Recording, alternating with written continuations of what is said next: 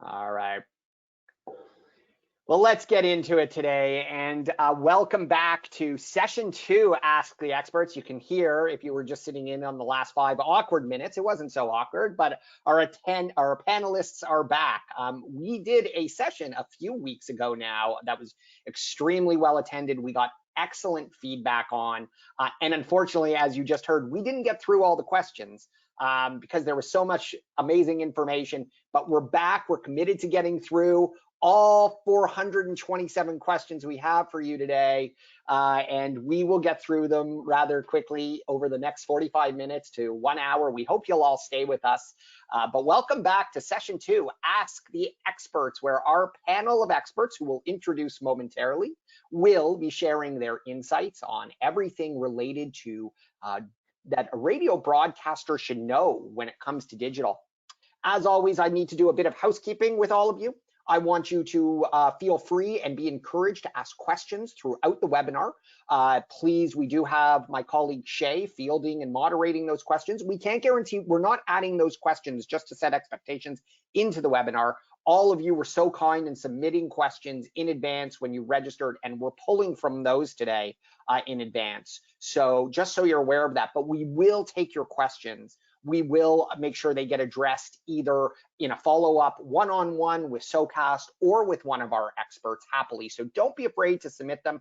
Can't guarantee Shay will be able to answer you in real time, but she will do her best and definitely committed to getting back to you in short order.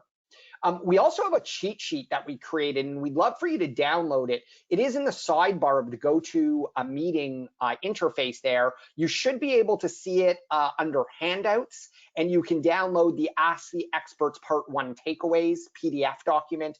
We've put in all the questions that were asked, and with some bullet summaries of what our experts gave for answers. So please download that, take that away. We want you to take that. If not, we'll also make sure you get it in your inboxes following this. We also want you to tweet any feedback you have. At Socast is our handle on Twitter, and you can hashtag us at hashtag Ask the Experts. I'm having a hard time with the ask word today. Bear with me. And lastly, I am your host, Eric Eisen, and I head up sales and marketing here at Socast. And as I always like to say, this is one of my favorite times of the month when I get to host these webinars. So thank you very much for coming back for more. Thank you to those joining us for the first time. We really appreciate it. Before we get into it, just a little bit of information about Socast. It is our mission to make digital growth easy for radio broadcasters. And I want to highlight 3 things when I say that. That is our mission statement, that we are #1, dedicated to helping only radio broadcasters thrive and transform their business in the digital era. And the 2 areas we really want to help you grow is we want to help you grow your audience, grow your online listenership. We have a content management system that will make it very easy for your radio station or stations or network of markets to actually create, promote, publish, and share content across all of the digital channels your audience is looking to engage with you in, whether it's on your websites, your mobile apps, through social media, or smart speakers. We can help you build those channels out and enable you to have powerful tools that are really easy. It is all click, no code, drag and drop technology. You don't have to have any digital experience, and if you do, then it will make your life even so much easier. On the other side, we have our sales platform, which is designed to help you grow your digital revenue.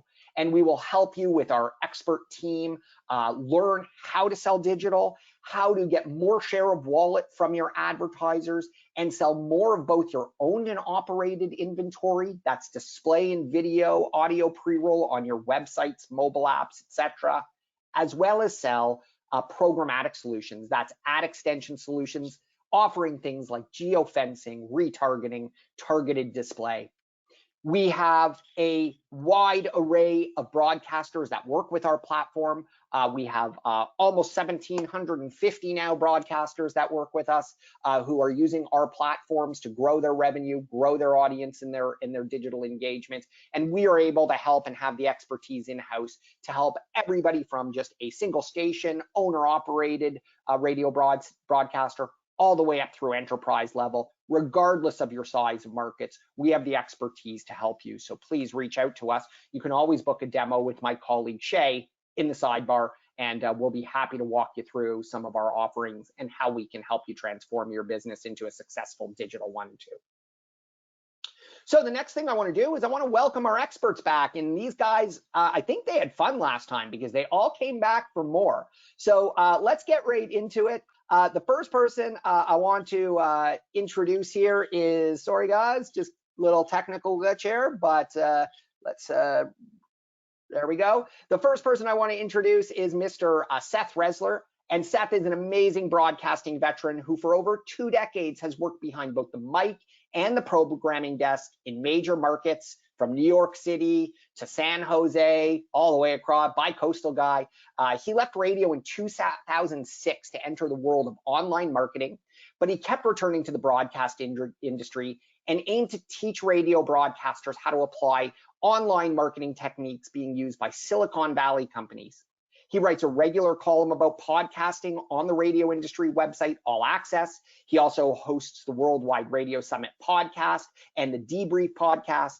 In 2015, Seth joined Jacobs Media as the digital dot connector, helping radio stations combine all of their digital tools into one overarching strategy. And we're thrilled to have you back, Seth.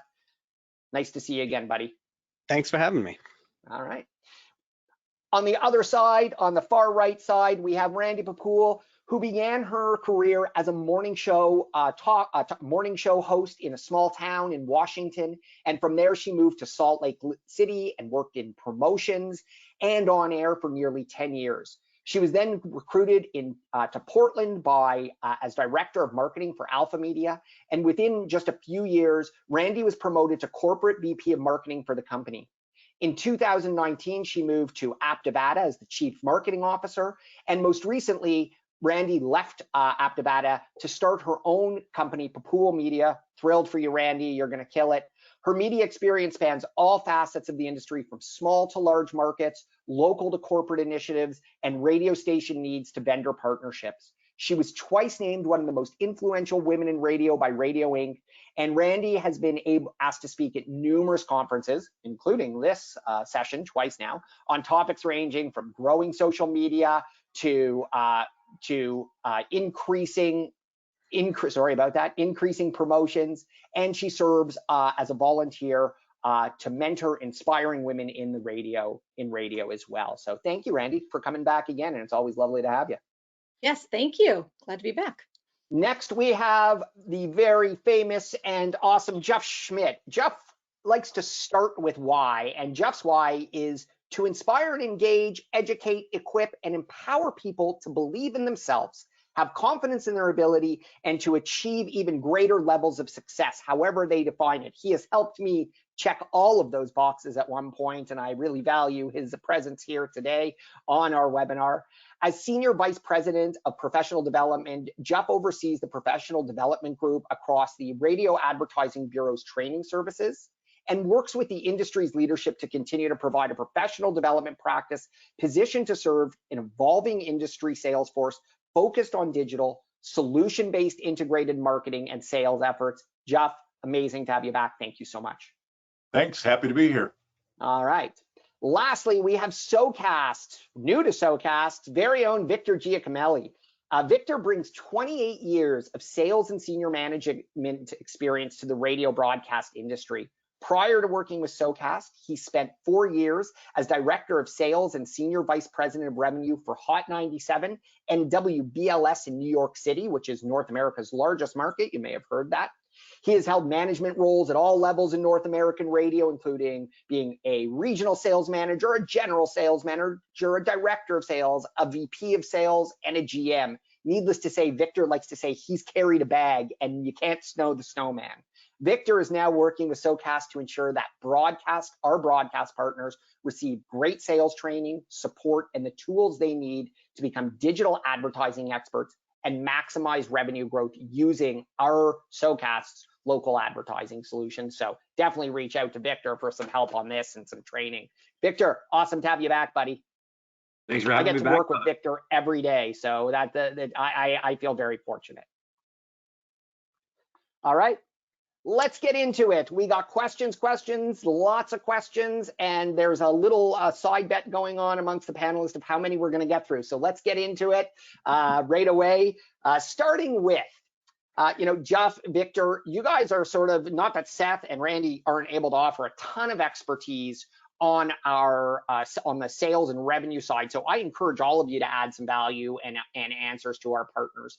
But I'll start this one out and direct it to Jeff and ask Jeff, Jeff, what do you recommend as the best way to have a conversation about digital advertising with current traditional radio clients, maybe those that aren't doing a lot of digital or are new to exploring digital? And I think the person who submitted this question was really looking for some really practical ideas. And just to prepare, Victor, you're on deck, buddy. I think it starts with the basic fundamentals of sales. Why are you approaching them in the first place? And we call that at the RAB a valid business reason. What's the valid business reason for talking to them? I think one of the things that we as broadcasters do is we get stuck in this silo mentality. And I never want to attack the question, but the question is focused on digital advertising. And I think what really we should be approaching advertisers about is how to grow their business, how to solve their problems. And the conversation about digital will come after you've identified the problems that the business is facing, because in some cases, digital is not the answer. In some cases, digital is the only answer. So I think it's incumbent upon us as media sales professionals to do the basics, and that's to do some research on the client, identify what it is that they're trying to accomplish, where are the deficiencies, where are the problems, and how can we help with our portfolio, which now includes a digital strategy.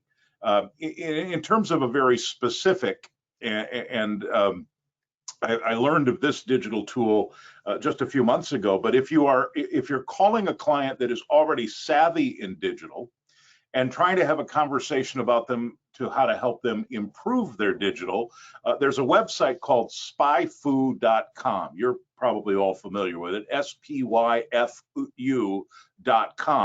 And what it is it's a real, it's an amazing website. They have a paid service, but they also have a free thing. I think you can search 3 URLs per month for free. And it's digital stalking at its best. I just put in my local car dealer as we were preparing here, and it shows me what keywords they're using, what SEO, what they're spending on SEO, what their competitors are spending. It gives you everything you need to know about the digital presence of this client and their competitors. So if you see that they're overlapping keywords with their competitors, maybe it's time to talk to their website developer about using different keywords or differentiating themselves. So I found that tool to be very helpful in having a purely digital conversation, but I think it's much broader than that in terms of the valid business reason and identifying what it is they're trying to accomplish. I love the idea. There was two great, I think there was a number of great things in there, but definitely SpyFu and the valid business reason are two very practical takeaways for that. But, and I think I'm going to pass it over to Victor, but we find, I think a lot, and Victor can maybe, add to this, is that, digital is such a buzzy thing. It's like, oh, we just have to do digital, but it's what you said, Jeff. It's how to apply digital. It's how to develop a good strategy for your advertising partner, for your clients, to determine what is the best way to get them to that end objection. And it's really, as you said, finding a solution for them, because right now everybody's like, oh, OTT or connected televisions, how do I get on there? And it may be the reality that that's not the best vehicle for them to help achieve their goals. That is certainly one great channel to help them achieve certain goals, but not all goals. And Victor, why don't you, if you can add a couple of practical ideas and maybe expound on that, that would be excellent. Yeah, so I think to Jeff's point, having a valid business reason is critical. I think the other thing, if you're talking to your radio clients, starting with your key accounts is the best place to start, because they're the one client that is trying to access your P1s. So they've already got a propensity to speak to your audience. 2, you probably got the best relationship with those key clients, or you should have the best relationship. So you should be able to have deeper conversations about their overall marketing strategy. And once you get into that strategy, that's where I think prepping for that initial call is really, really critical. So using SpyFu, researching their website, seeing if they're set up for e-commerce, doing as much prep work as you can before you get into that initial conversation, Eric. And then I think some specific things that I would want my markets to have, like, do you know what your capabilities are?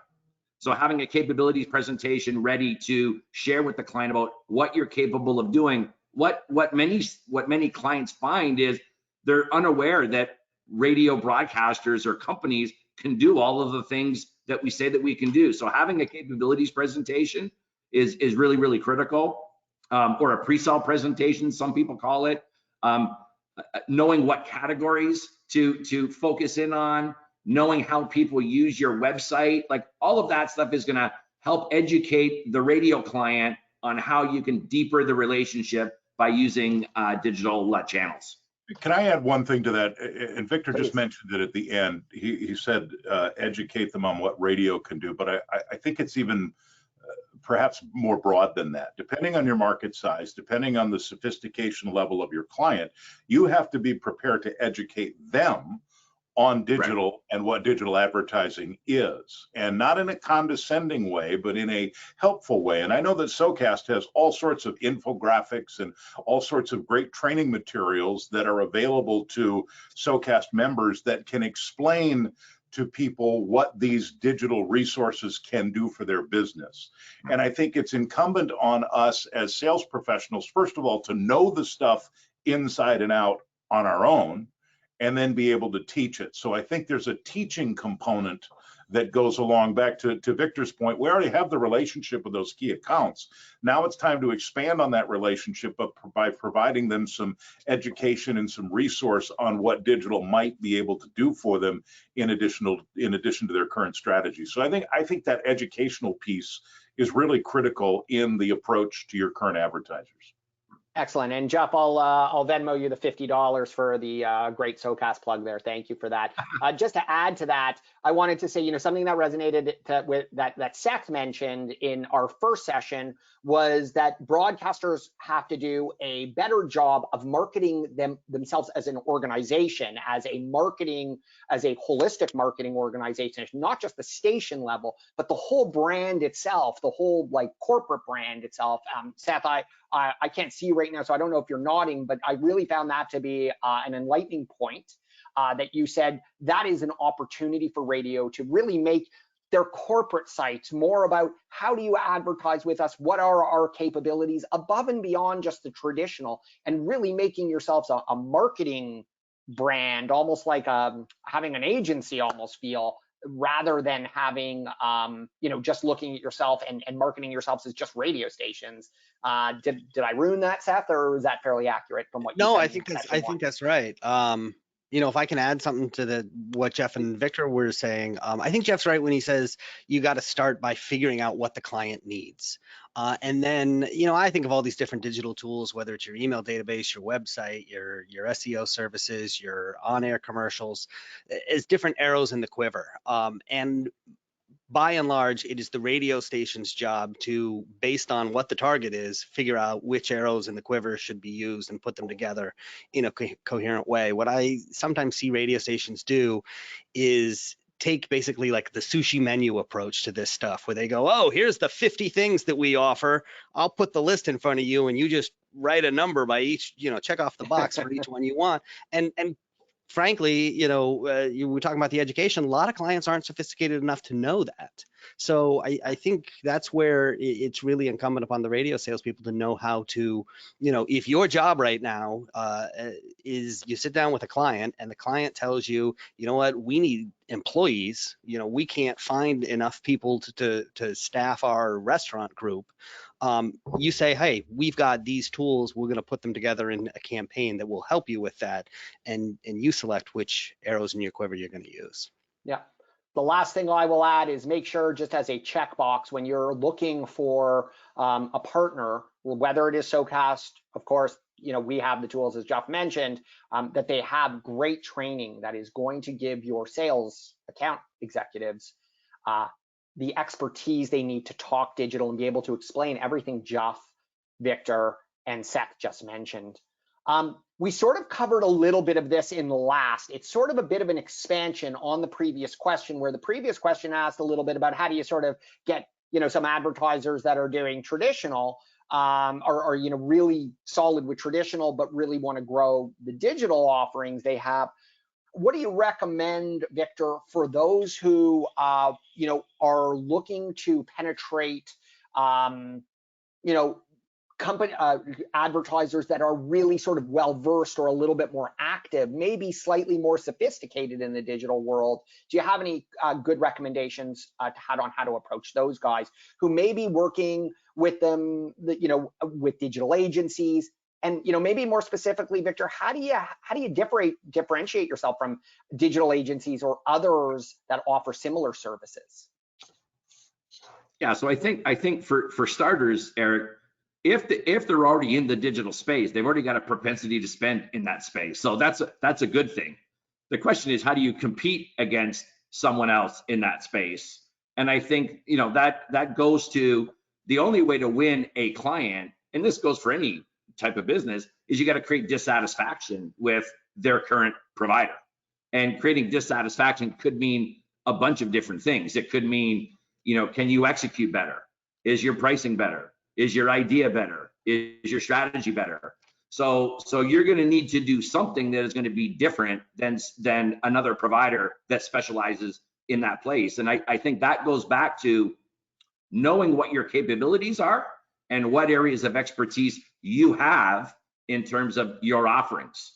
So whether if it's driving traffic to retail with your remote broadcasts, it's figuring out what you can do to innovate that live broadcast. And innovation doesn't necessarily mean creating something brand new. It means taking something that you do and making it better. So adding social to that, adding homepage takeovers, doing geofencing. All of those things are going to help widen the scope of what you can do better, because the one thing that broadcasters have that digital agencies don't have is the megaphone of the radio station. That's the ace up the sleeve that you got, that you can go and bring everything into a holistic marketing solution that just a straight agency doesn't have, because they would have to go buy that media to support their solution. And it's a great megaphone to create awareness, the radio station. It is, we know that it drives search and that it's a great tool. Jeff, anything else to add to that? Well, I mean, how can you follow Victor? I mean, with that level of intelligence and that kind of an answer, I'll echo what he's saying, but it's not just a megaphone to promote your products and to promote your station. It's the megaphone to promote the advertiser. And, what sets us apart is that in a local market, and we talked about this last time, 85% of all money spent on digital goes outside the market. Google, Yelp, Google AdWords, Facebook marketing. 85% of all digital advertising right now goes out of the market. And those are people that are calling into the market. They have no relationships. They have no local presence. They have no idea what goes on in the market.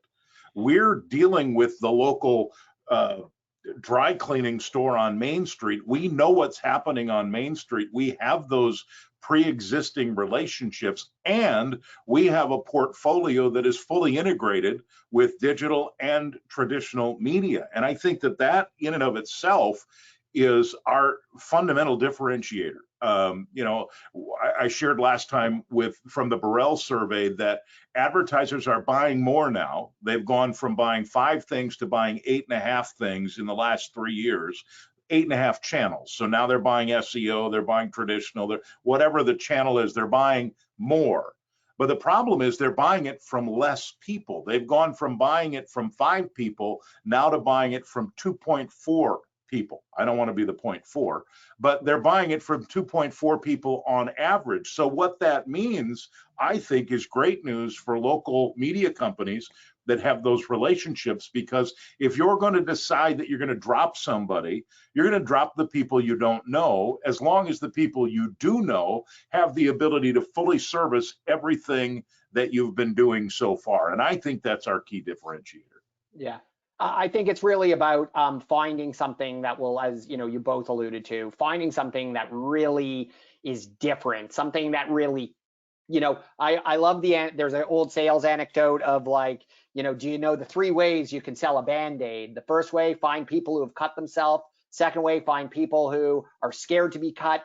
And the third way, cut somebody. And I think you have to find a way to cut people, find a differentiator, find something that they can't get through another channel, whether it's an agency or anything like that. And I really think that you know, finding that is a critical thing. Did I cut anybody off there? I thought maybe Randy, did I cut you off or anything? Well, I was just going to say, and this just goes back to the last question we had, was presenting yourself as a full solution marketing agency. And I know a lot of the markets these days will also have, I'm trying to think of a good example, I'll just say alphamediaportland.com, and that is a website that has all of their offerings on there. So again, you don't want to go in with the sushi menu, but at least you have this platform where people can see what you do offer. And again, back to what Jeff said, you know, we're here to make our clients' lives easier. And the fact that we can do it all in one stop. And the thing, you know, I've talked about this with clients before. What they don't realize is a lot of agencies may be like, oh, we need 72 hours, we need 1 week turnaround.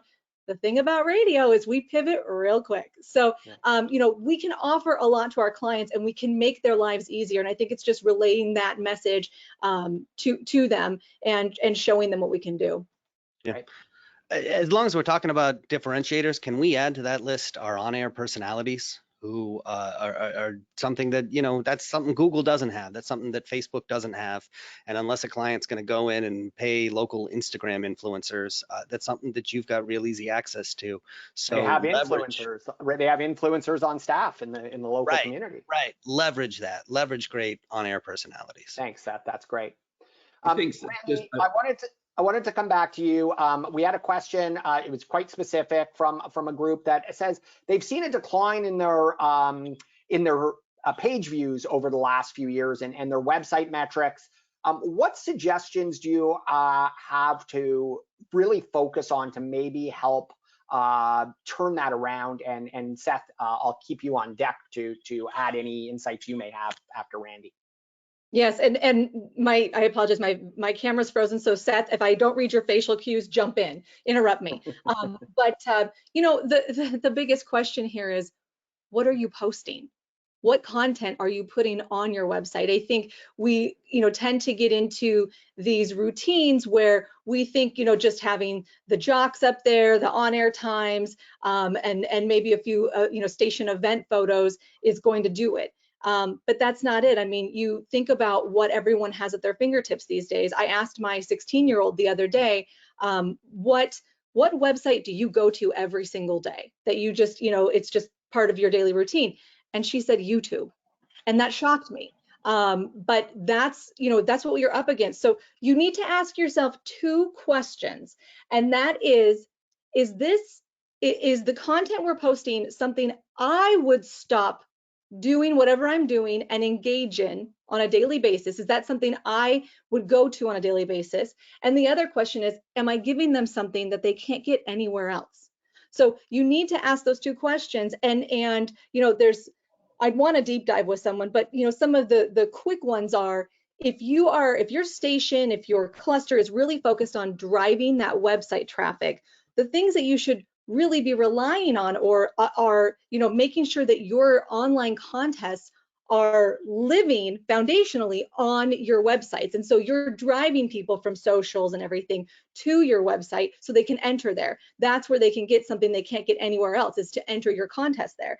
The other thing, I've seen a lot of stations that get a lot of good engagement by repurposing morning show bits, prank calls, things like that on their websites, so then people then can share from there. So you've got to look at, you know, what you're posting and are you posting consistently, which also goes into, you know, the SEO that we talked about earlier as well. You know, in order to get those hits and those visits on your website, you need to be creating quality content consistently. Yeah, Absolutely. And Randy, and just before we move to Seth, one of our rural-based smaller market stations, you mentioned something about making sure that you're able to convert. This isn't on the slide, but I wanted to make sure that I gave due to this question. A rural-based smaller market station asked, what recommendations does our panel have for trying to convert strong social media audience to a consistent web presence? Is there anything specific you can offer for that question? Well, again, as a rural station, I would go, I would go hyper local, because you're again going to give them information they can't get anywhere else. There is a cluster in southern Minnesota, and they own southernminnesotanews.com, and it gets tons of hits because they are hyper local, providing local news and information that nobody can get anywhere else. So then I would take that and I would post those on my social and drive the traffic to my website.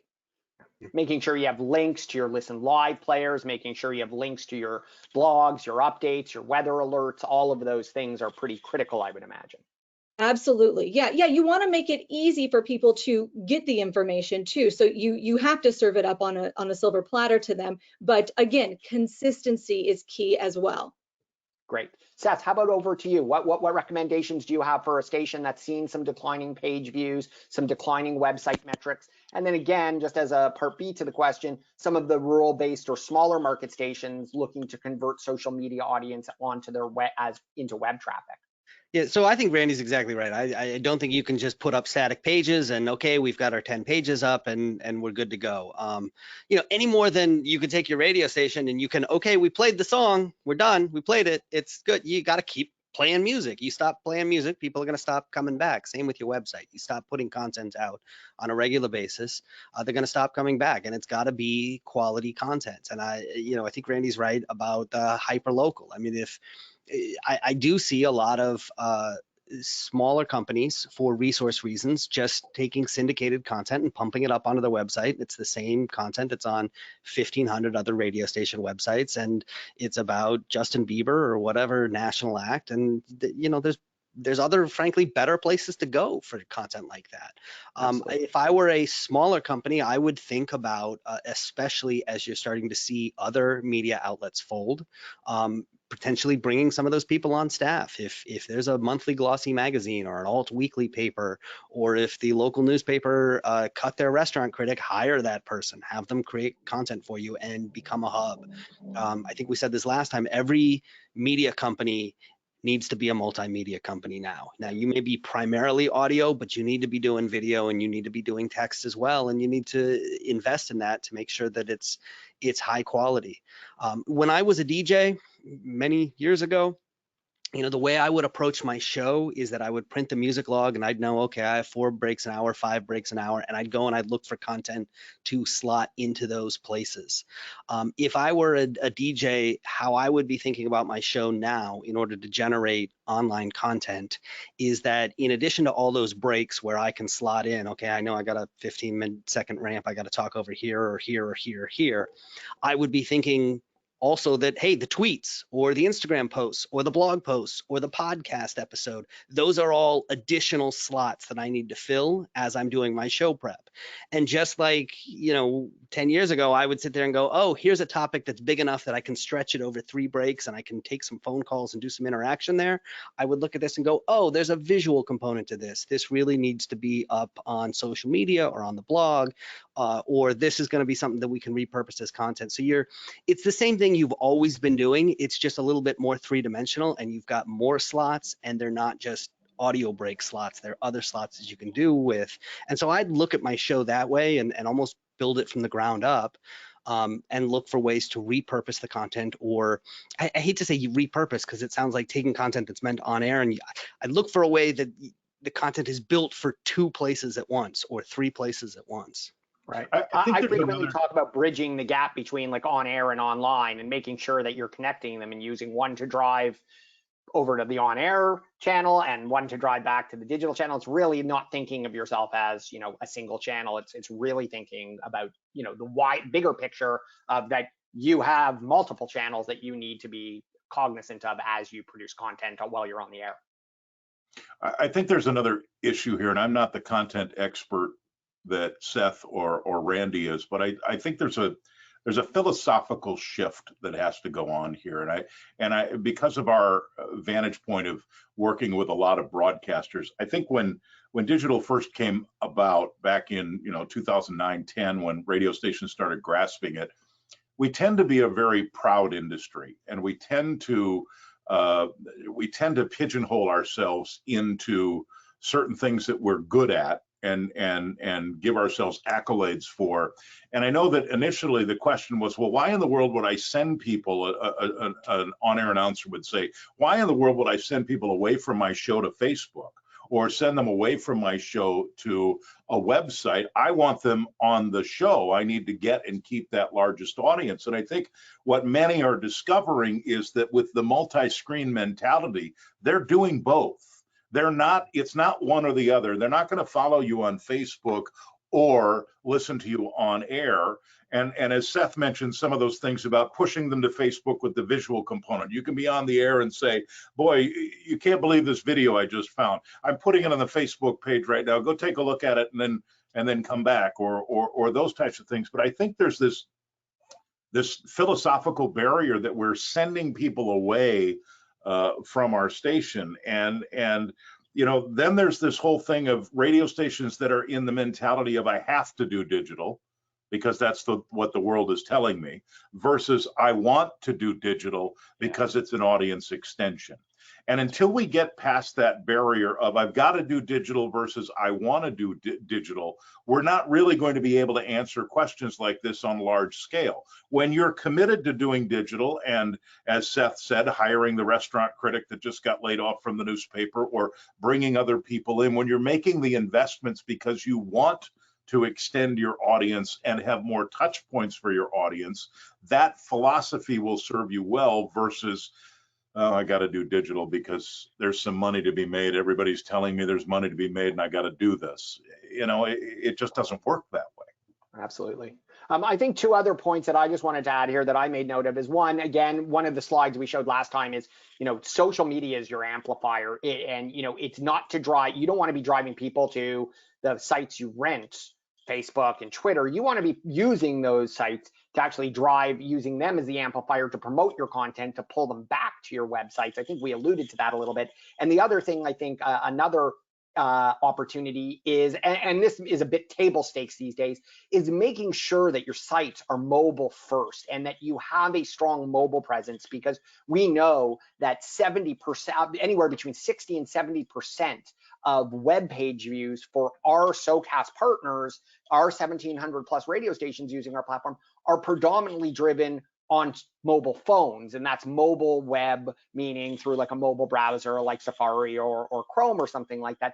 And you need to make sure your sites are mobile optimized, and you want to make sure that the user experience, it's one thing to say, oh yeah, they're mobile optimized, but is the user experience awesome? Because that's ultimately where people are consuming content more than on desktops and laptops and tablets, maybe still, but predominantly it's mobile phones. You want to make sure you have a good mobile experience. For Randy, I wanted to come back to you, and we discussed this a little bit, so we'll try to keep this one short so we can make sure we hit up some of our other questions. But for Seth and Randy, I wanted to ask, again, you talked about this on the last slide, so there's some redundancy here, but what is some recommendations you have to make sure that content is popping up on Google when people are searching for local news and things like that? Maybe I'll start with Seth on this one. Sure. So, and I think people are always looking for some sort of tricks you can use to game the system, and there are best practices, keyword research and things like that. But at the end of the day, Google has a business model. People go to Google because when they search for something, Google gives them information that is helpful and useful or compelling and answers the questions they have.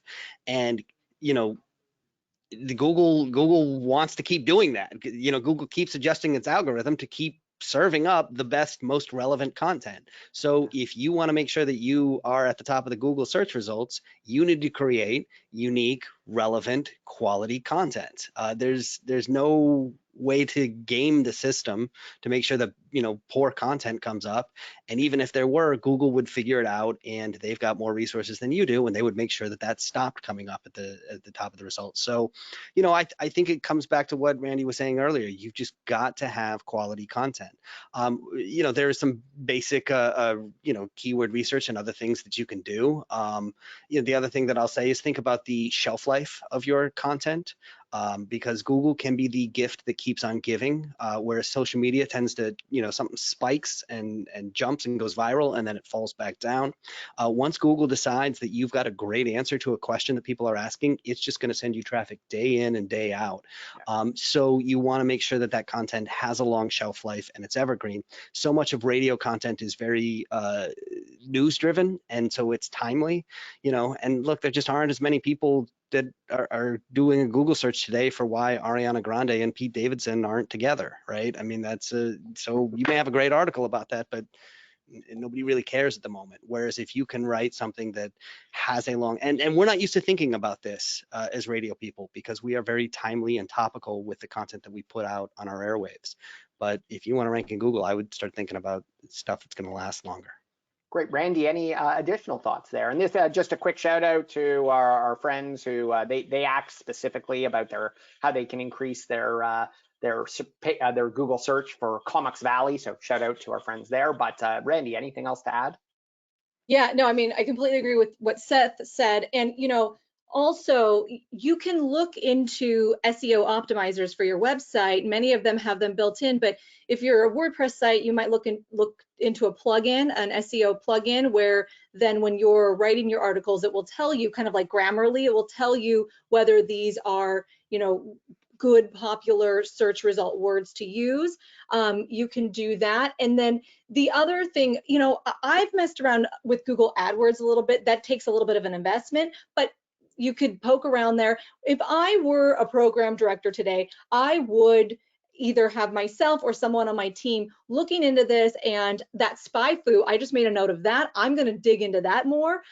Anything that you can do to make sure that your website, again, like Seth said, it has to be quality and relevant news, and Google does serve up the most new relevant news when people are searching, so you have to think about that as well, like Seth said. But I would look into all of those. And then the other thing that is probably at your fingertips is your station. Typically, I know in most markets, you're already partnering with a digital company that's white labeling products and tools for you, and they probably are doing SEO. So there's probably someone down the hallway that you could get a hold of and say, hey, can you help us out with this and take a look at why this is or isn't working.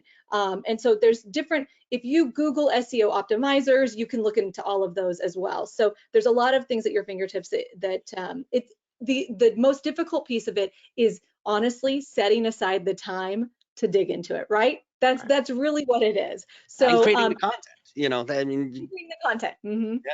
Well, and not that there was any question about Seth's credibility, but I just wanted to test his authenticity, and I typed in Google, who is the digital dot connector?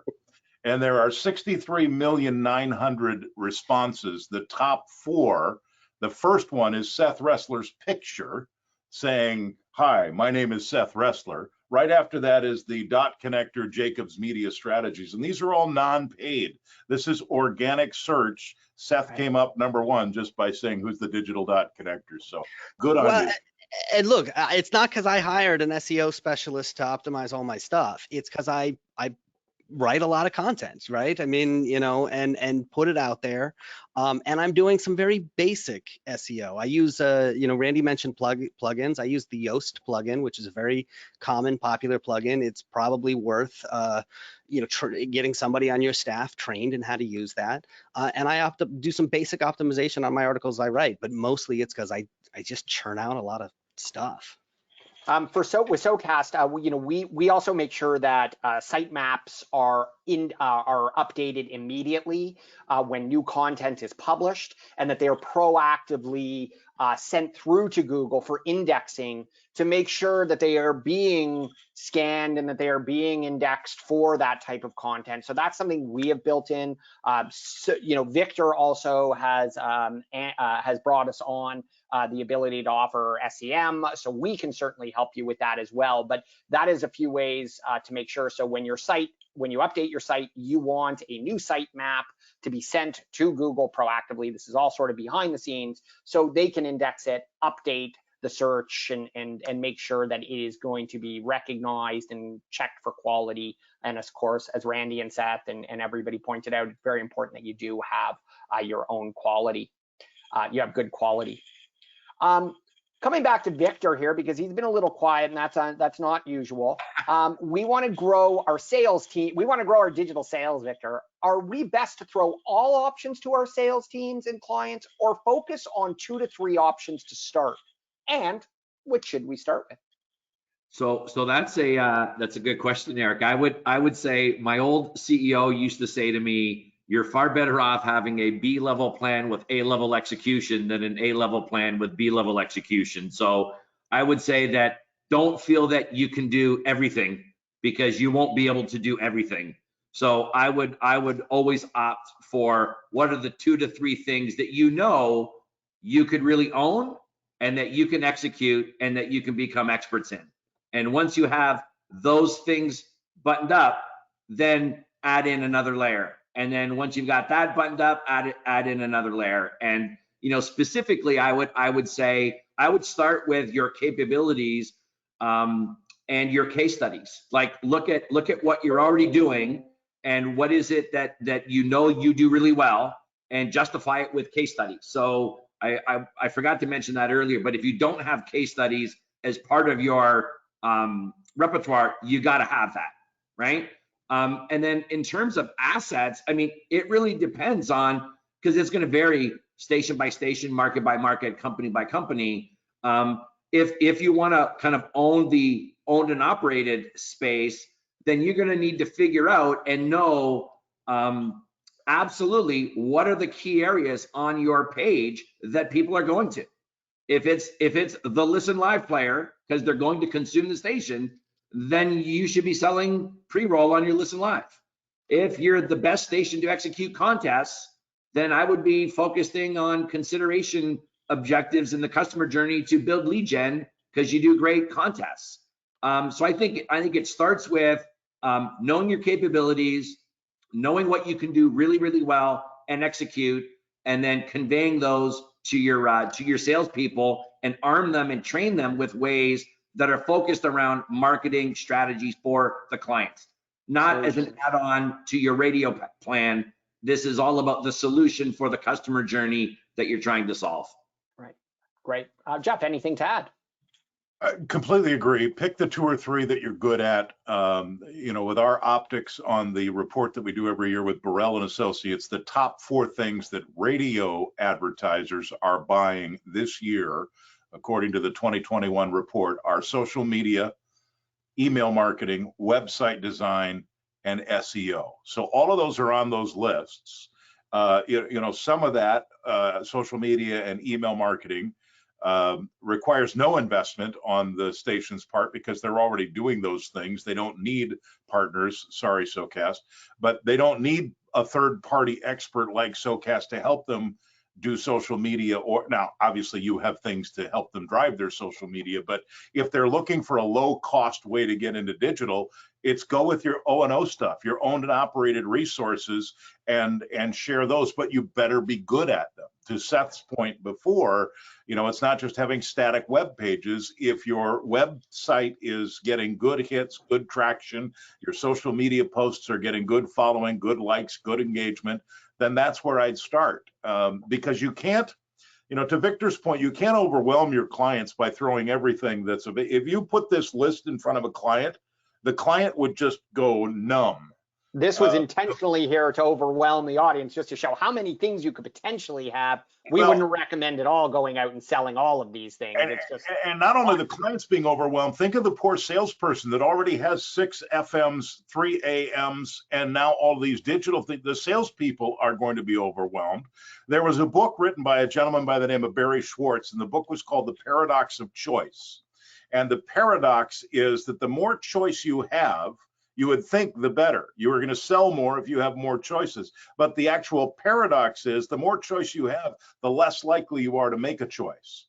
So because there's too much risk It's involved. overwhelming. Yeah. Back to Victor's point, pick 2 or 3 things, stick with those, get good at them, and then expand as you go along. So which categories of businesses today have the best ROI with digital marketing? Do we have any insights on that, Victor and Jeff, from your studies? And I can extend this to Randy and Seth as well. Jeff, you want to jump on this one? Well, my guess would be the larger ticket items are going to have the better ROI because anybody that's got an e-commerce solution on their store, anybody that has a robust Facebook marketing. So you're looking at automotive is going to be really good with ROI because automotive dealers have been on this all over the place. You can now go online and schedule your service appointment. You can go online and have a test drive of a car delivered to your house. So anybody with a good digital presence and a higher ticket item is going to provide more ROI. I think that, as we look at those types of industries, it's the smaller, I mentioned earlier, the local dry cleaner, they're probably not going to have a whole lot of ROI right now. I mean, businesses that are vibrant, exciting, and have things going on beyond their products and services are going to be the ones most likely to, I think, generate the best ROI. There's nothing against dry cleaners, but nobody's on Facebook having a conversation about their local dry cleaner. I don't think we had any dry cleaners register for today's webinar, so I don't think anybody will be insulted, but thank you. Thank you for being politically correct and not offending anybody. That's important here because we're socially conscious Canadians up here. So I see CPG on the list. Procter & Gamble's done an amazing job in the digital space with, product testing, product demos, and all of those types of things that they're doing. So again, it's more about the customer you're calling on and what their presence is and what their ability digitally is to determine their ROI potential. Great. A few statistics here. Sorry, go ahead, Victor. Yeah, I was just gonna say, like some of the stats that I've seen on conversion rates, like I think media and entertainment tend to have good, strong conversion rates because you're buying concert tickets and event stuff online, so you're like that's a natural environment to see good conversion rates. I think restaurant QSR, especially just think of our lives in the last 16 months. We're spending a lot more time buying or ordering food online. And I think the other one that I think has been really buoyant has been home improvement category. I think that there's just a lot of stuff that is if you were to go through offices, people building out their houses because they're going to be there more. Oh my God, I got to build out a home office. I need a new lamp. I need this. I need lumber. I'm not going to travel this summer. I'm going to do work around the house. So I think those are other categories that. But it's based on their digital presence. I built an entire deck during the pandemic online, and had everything ordered and delivered to my house. I've never built a deck before, but I was able to create it through an online program with a particular retailer and have it delivered all to my house. Obviously, that's great ROI for them because they had the digital capability to let me see the deck before I actually put it together. Right. Yeah. So advertisers across virtually every segment, through 2021 are expected to increase their spend in digital and move away from traditional. This was a great stat back in just the late fall. It probably, this is where ad sales reps were finding the best luck. HVAC installation and repair. Obviously, healthcare, I think, did a great job. We already referenced home improvement stores. We know the real estate markets in both the United States and Canada are booming. Of course, that may not be everywhere, but generally that has been a good trend across North America. Legal services, unfortunately, a lot of people getting separated and things like that, family, and of course, employment. I know employment legal support has been a huge rise because people are fighting for unlawful dismissals and things like that. So these are some good studies, and everybody will be provided with this deck. And what radio advertisers are also buying when they spend. Jeff, I think you sent me this, so would you mind walking us through this? Well, that's the one I was just referencing. Social media. Oh, you moved it now. social media, email marketing, website development. That's what they're spending. That's the percentage of current radio clients that are spending digital dollars on those areas. And so they've highlighted, those are the top for radio. Then you can see under that what newspaper clients are doing, and under that what magazine and direct mail companies are doing, and all of the others there. But that's, those are average annual spend numbers, and the percentages of radio companies that are, or radio advertisers that are spending on digital services. Excellent. This is the final question, and we're going to get through it, and I'm going to give you each one. So we made it, guys. That was 8 questions. I think I win the over-under bet because I was going over. What is the first concrete step that stations should be taking as they begin rebuilding after the pandemic? Let's start with Seth. Something actionable that you recommend stations should be doing to rebuild after, what has been a challenging year and a half. Yeah, so I'll start with this, and I think this is something that Jeff mentioned earlier. When you're talking to clients, find out what they need, and don't assume that what they need now is what they needed during the pandemic or prior to the pandemic. And I think the obvious example is, when I get on my bike and just ride around town, I have never seen so many "we're hiring" signs as I see right now. And this is an example of where I think radio could play a great role. Put together a job fair, make it virtual so that there's your digital right there, but use your radio station to get word out about it. I think you could see a lot of success with a program like that. So that would be the big thing, is really talk to your clients about what they need and figure out how to solve those needs. Excellent advice. Jeff, over to you. Well, it might sound self-serving since I'm the SVP of Professional Development, but according to our Burrell survey, the #1 thing that will drive better results for radio stations and media companies is better trained staff. I think that training, to Seth's point, to be able to meet with those clients, training has 2 components these days. It's back to basics, to remember the things that made us successful in the first place that we've forgotten to do. Simple things like seeding or, sending research articles. Those things that we used to do to make us successful are relevant today. And then, of course, this whole learning about all of the new media landscape. If you haven't trained your salespeople on the changing media landscape and what it means to them and to clients, you're going to be missing out on the rebuilding opportunity. So I believe that it all begins with education of your staff, education of your employees, education of the client. It all starts, and it all grows from better trained reps. 2 great pieces of advice. Randy, let's go 3 for 3. What are your thoughts on something actionable to help our friends out there who are, sort of coming out of the pandemic and looking into the brave new world? Yeah, I thought about this on the programming side and really connecting with the audience, and because the one thing overall, obviously in different regions and cities, and we've all done things differently. Utah versus Oregon, the pandemic was treated differently, so I know that the station's treated differently. But as a local radio station, everyone across the world has reprioritized, right? We've all reprioritized our lives. And so what I would do is I would take it grassroots, and I would reconnect with our audience by, just even sending a survey out. What are your plans for the summer? Are you going camping? Are you planning on going to the Bieber concert? Are you, going to any weddings? Are your kids going to summer? I would do just like a grassroots survey and find out where everyone's priorities are locally within your community. And then I would share that information with your sales team and clients as well. Because I think that, we really need to figure out where everyone's priorities are. You nailed that one. You hit a homer on the 3 for 3. So over to Victor. So I get the last word, Eric, to blow it or like bring it up. Yeah, come on, man. Bat us 1,000.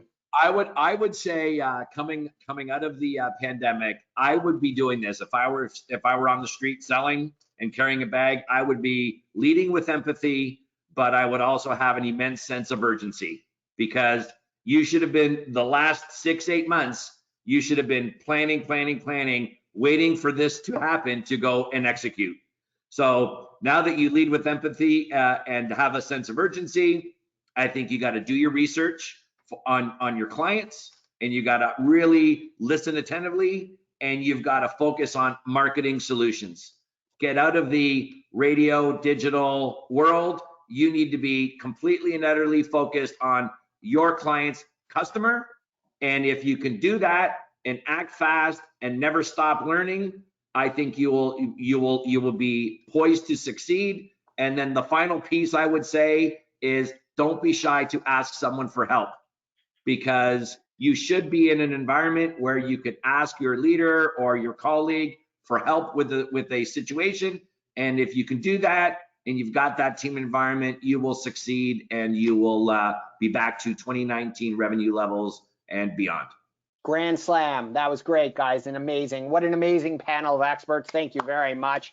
I want to just let this screen sink in. You are welcome to reach out to me, Eric Eisen. You're welcome to reach out to Victor, Seth, Jeff, or Randy. Again, there's lots of training opportunities. Obviously, the RAB offers it. So does Socast. Seth and Jacobs Media offer some great consulting. Randy is available with her own business, which is doing amazing, and we're thrilled for her.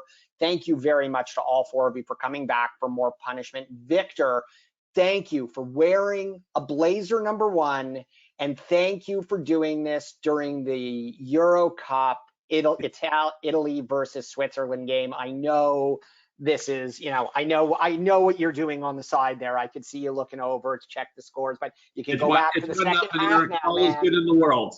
That's when all the second half is the only thing that matters anyway. So good luck to Team Italia. Again, thank you everybody for attending today. It's awesome to do this. We have another webinar coming up on the 29th, which we'll send you all invites for in the next little while. Stay tuned for that. We're excited about that. My name is Eric. I can be reached at eric@socastdigital.com. Please don't hesitate to reach out and book a demo with myself, Victor, one of my sales team, to learn more about how Socast can help you transform your digital business and help you capture, really become digital experts on both the content management side as well as the advertising side. We have great resources for you. Email me for a checklist or a content cheat sheet. And of course, for those who are still on here, which most of you are amazing, we have a special offer for anybody who isn't a Socast partner. We're offering a third off for the first year of service if you sign up for one of our website licenses or mobile app licenses. Reach me for details. I'd love to share that with you, because we provide awesome tools that radio broadcasters need to thrive in the digital era, and we can definitely help you. Look forward to seeing you all. Maybe, I believe it's on July or June 29th. Lots more webinars coming your way. Thank you again to our panel. Again, I am Eric Eisen from Socast. Thank you so much for attending, and thanks, guys. That was amazing. This has been the most fun I've had in a long time. So.